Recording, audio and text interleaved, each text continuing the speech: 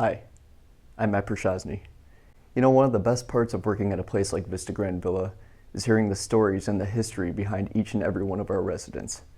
With the 80th anniversary of the attack of Pearl Harbor coming up this year, I decided to catch up with our own Herb Elfring, who survived the attacks when he was only 19 years old.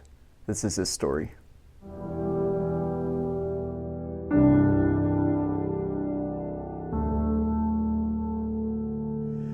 My name is Herb Elfring. I was in the 251st Coast Artillery Regiment. That was a National Guard regiment located in California, and I specifically joined Battery A of the regiment in San Diego. This was in January of 1940, and the reason for joining the National Guard was pretty much just to make an extra dollar, because that time of the year and in time, the Depression was still not over.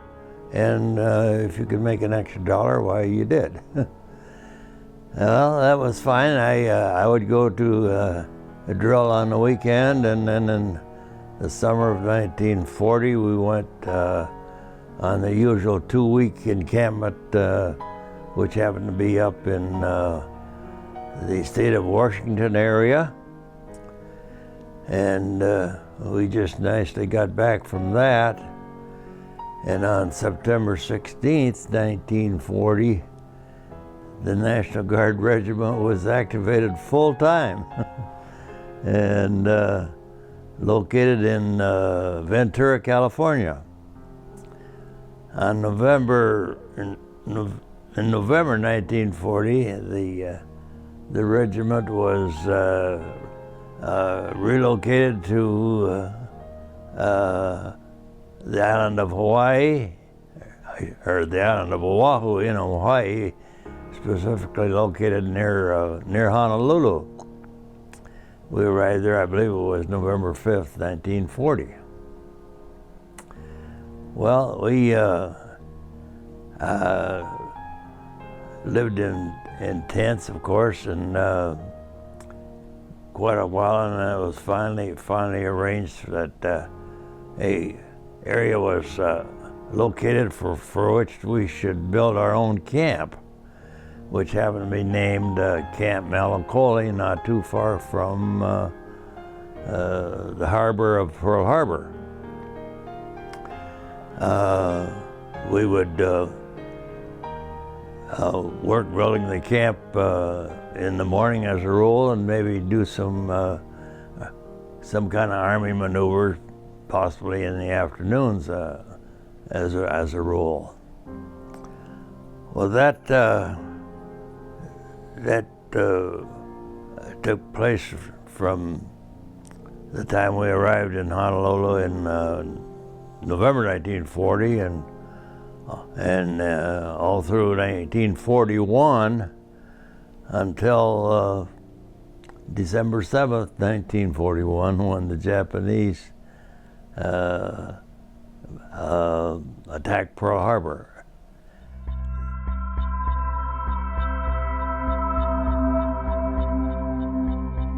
Specifically, though, on Camp Melancholy, the morning of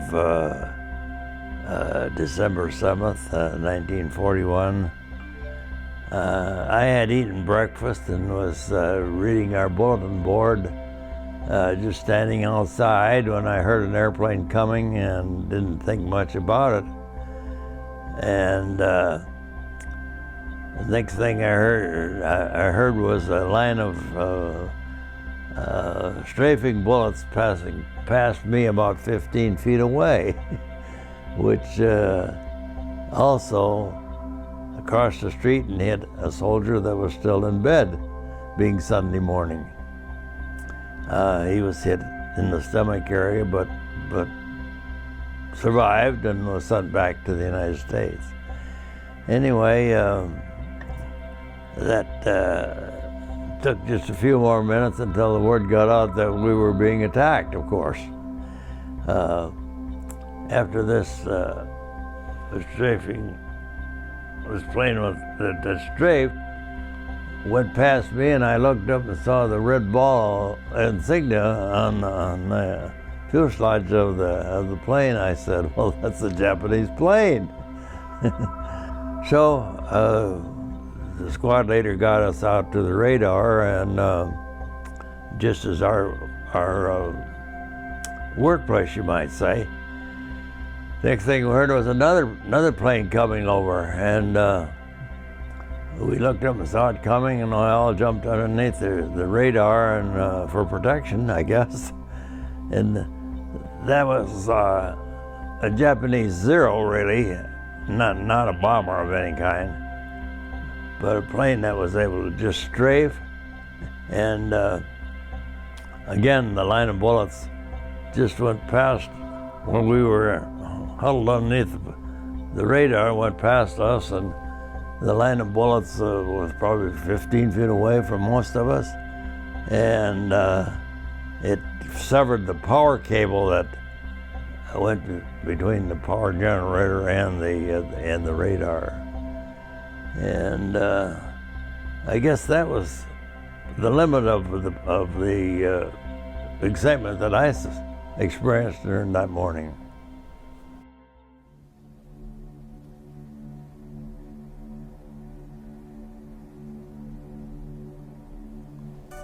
On the way to the Philippines, we experienced a kamikaze diver that happened to choose a ship that was in convoy next to me on what would be the left side. And when the kamikaze diver dove down for that ship, for some reason, he missed his target and landed there and dove and hit the water just behind the rear end of the ship, and no problem, no damage was done. So anyway, we landed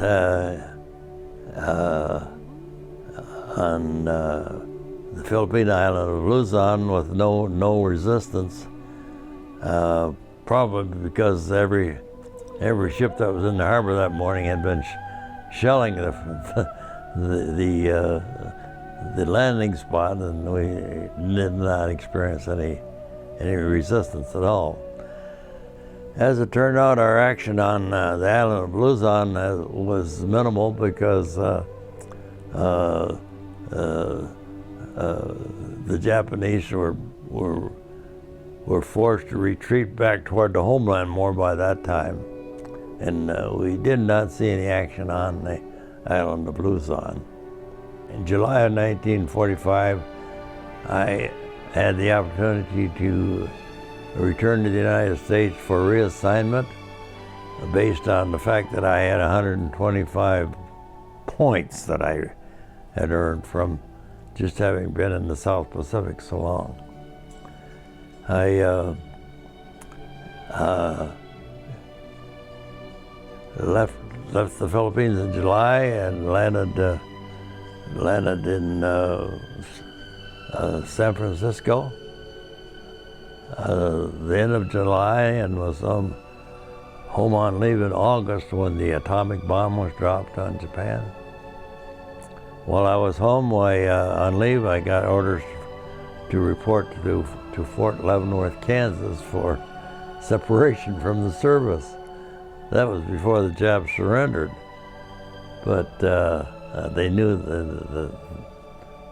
that the war was coming to an end, I'm sure.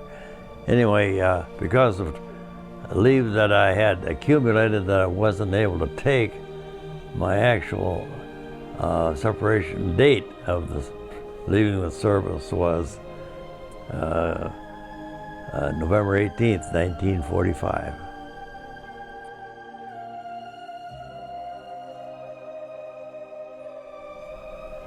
I have been back to Pearl Harbor several times because